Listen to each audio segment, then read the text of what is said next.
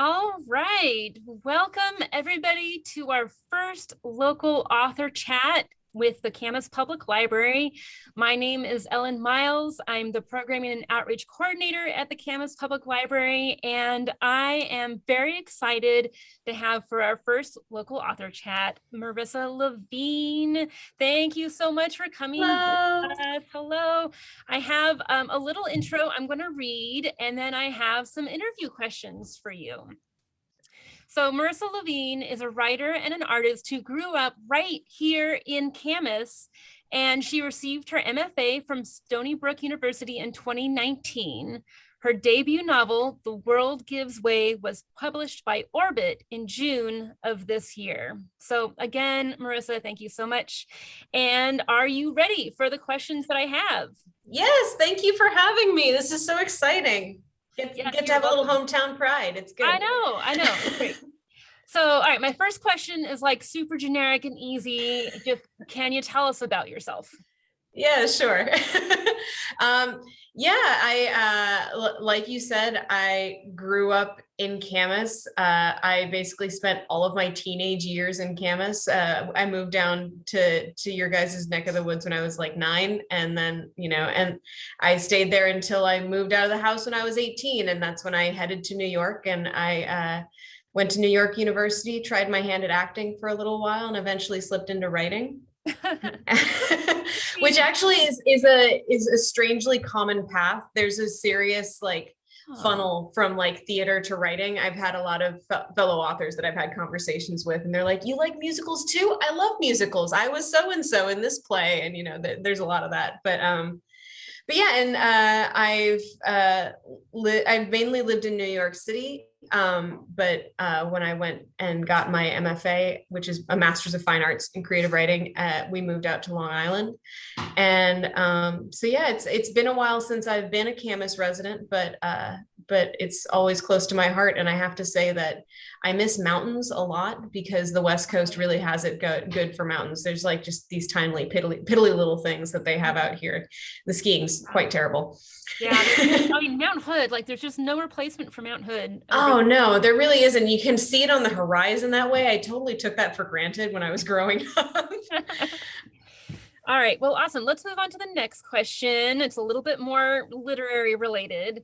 All right. I just want to know, what was it like to write your book? It was kind of a cool experience. I was really happy when I finished it, because I had what I liked to call the 70-page problem for a long time, which was that I would get an idea for a book and I would start writing it, and I couldn't make it past like 70 pages before my attention span would suddenly like switch me to something else. I had kind of this little goldfish brain thing going on. And I initially started out writing plays because I was in theater, and you can totally write a 70-page play and it works out really well. But I kept on wanting really hard to write a full-length novel, and novels are generally longer than that. and so I was really grateful to have a college program to work with while I was writing the book. This book was basically my master's thesis for my creative writing program. Oh. I've since, conquered my 70-page problem many times over, and I'm able to like to write books on my own now. But it was kind of a nice guided thing to have a college program with teachers and fellow workshop students who really expected something out of me to write, so that I would regularly be churning out pages. So it was a very great feeling of accomplishment to write it. Great. That's great. That accountability really makes a difference, doesn't it? Yeah, it really does. Awesome. All right. So once you had written the book, how did you get the book published? How did that next step happen? So it happens very differently for everyone, how you manage to bridge the gap from being a person that just has a manuscript to being somebody who's managed to get hooked up with a publisher. And I have to say that my experience with this is not really the norm. What happened to me was I was midway through my MFA program, and I was midway through writing my book when we had this week where there was agent meetings that were being set up through the school. This is a thing that a lot of MFA programs will do. They'll hook you up with these small, short one-on-one meetings with different literary agents, where usually at the time, like a month prior, you'll have sent this agent, say, like 10 pages of the thing that you're working on. And then you'll get in a room with them for maybe 5 to 10 minutes and talk things through. And the agent will tell you what they think, and you'll talk to them and ask questions of them. And it can be quite a challenging process, because oftentimes, most of the time, the agent isn't actually all that hot on what you have to say. It's like theater auditions, where like you have to be just the right fit sometimes. But they're usually very constructive and interesting. And in any case, I was doing these agent meetings, and I'd gone through one meeting already where the woman did not like my book at all. She was not fond.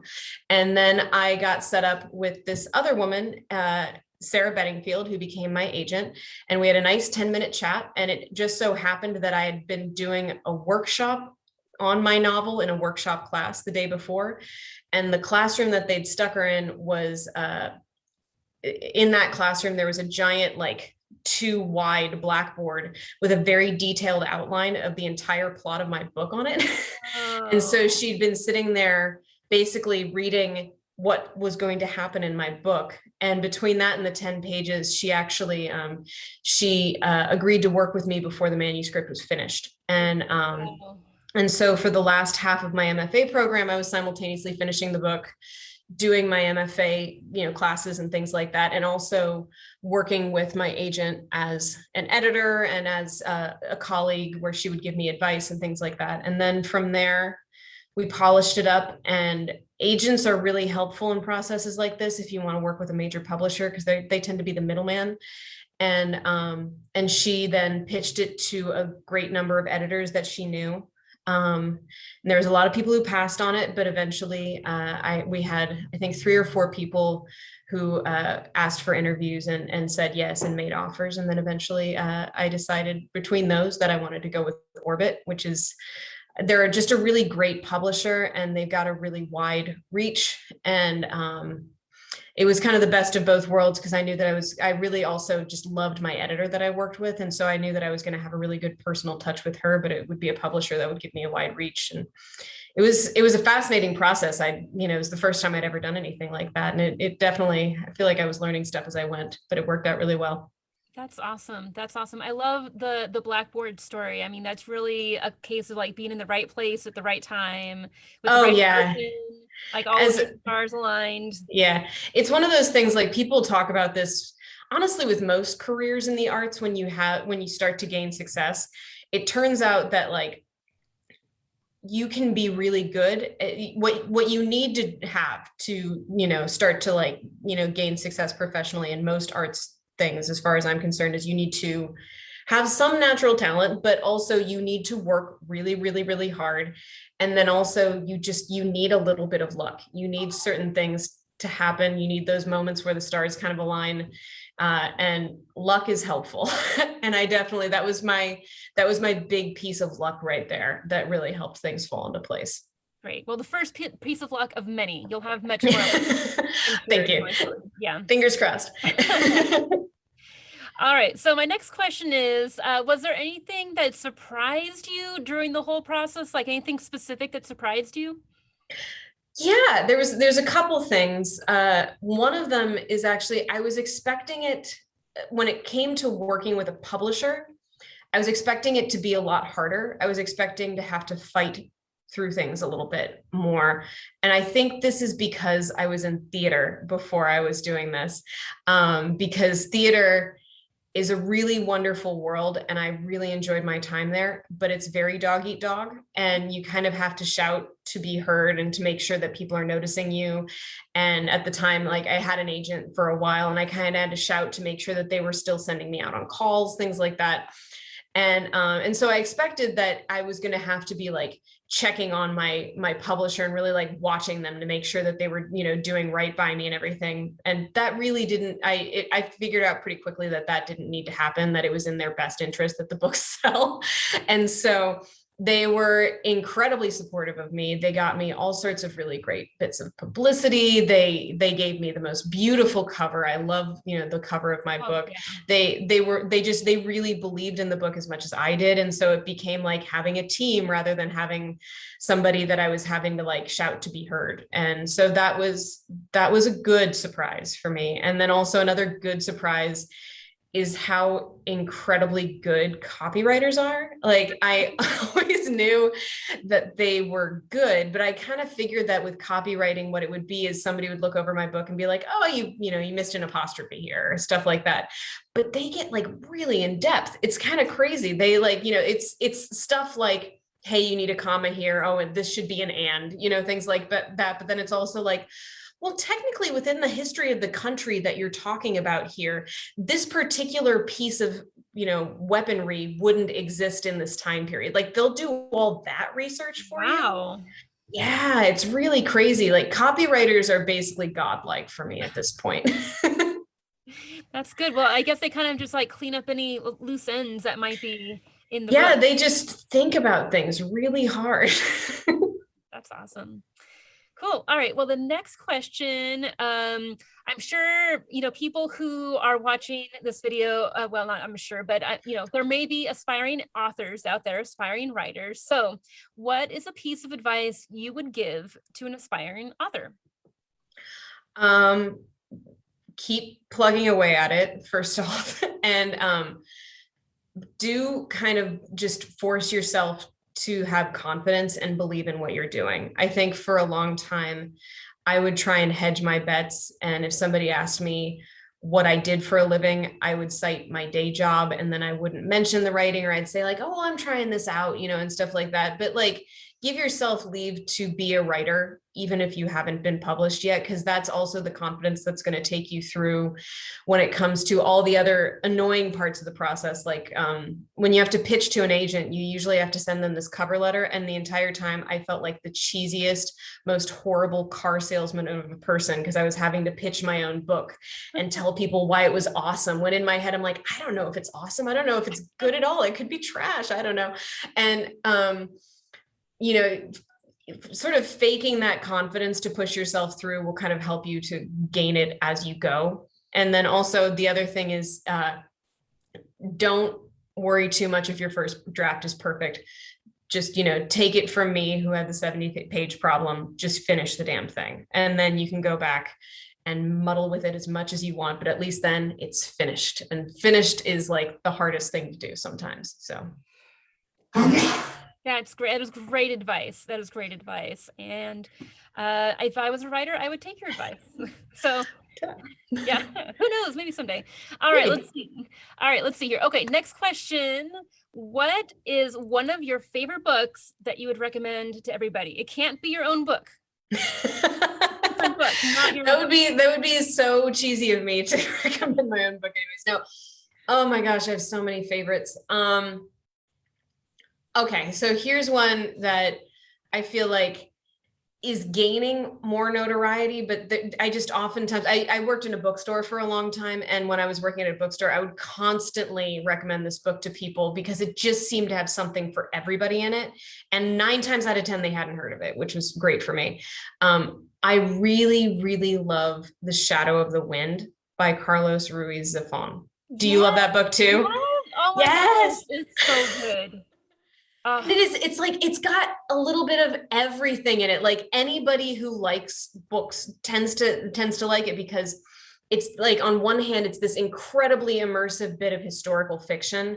And then also like, it's kind of got this good old fashioned Dickensian like story in it, but then also like, it's a little bit fantastical. It's not like, it's by no means full blown fantasy or anything like that, but there's just like these cool little twists of something that's like that's like a little bit out of this world. And then also magical realism. Yeah, a little bit of magical realism. And then also like, it's kind of creepy. Like it's also got these kind of cool horror vibes, but not enough where if you didn't like horror, you wouldn't like it. It's just, and it's got a little bit of romance. It's such a beautiful book. It's just this wonderfully immersive, like capital S story. And I love it so much. Excellent. Marissa Levien, 2 thumbs up. for Shadow of the Wind. Yes, 2 thumbs up, 10 out of 10, all the stars, you know. Excellent. Okay, so I do have a couple questions from the audience. They wrote in ahead of time. So Teresa from Camas would like to know, where is your favorite place to write? Oh yeah. So I do know that there's like a lot of authors out there who you know, they have like their desk and their very specific routine. And I've never actually been one of those authors. I'll kind of write wherever, but I will say I do actually really enjoy writing either in bed or in a cafe. And writing in bed is actually like kind of like there's like this niche of other people that I've heard of that enjoy doing that as well, where you just sort of get up and then, you know, usually maybe put on some version of comfy clothes and then just go to it. But I know that it's, you know, that it's worked very well for some very famous people, because that was apparently how Edith Wharton wrote all of her books. She wrote them in bed. So, but then also I do enjoy writing in cafes. And that was something I kind of missed during COVID, not really being able to do that as much, because if you write in a cafe, you can kind of trick your brain into thinking that everybody around you in the cafe is watching you and judging you if you're not writing. Like if you try and like, you know, procrastinate and like click on a YouTube link or something, you can think to yourself that possibly the person sitting at the next table is noticing and judging you, and then it'll keep you writing. And there's that accountability again. Yeah, accountability is really big for me. Cool, great. All right, one more question from an audience member. Dan, also from Camas, asks, when did you know you wanted to be an author? You know, I think I wanted to be an author from fairly early. Like, and I always kind of thought that maybe I would do that in conjunction with other kind of artsy things that I enjoyed doing. I've, you know, like I said, I've worked in theater before. I've done visual art before. But writing has always been a big through line within that. So even as a kid, I tended to write a lot of stories and start, you know, weird fantastical, you know, adventures with vampires or whatever.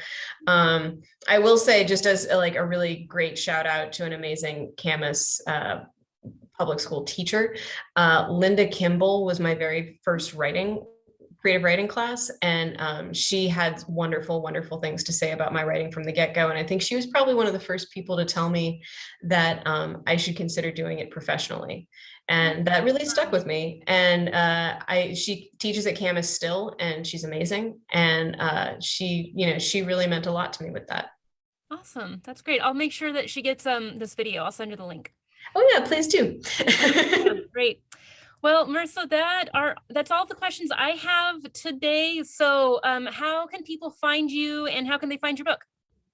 All right, so my book is very widely available.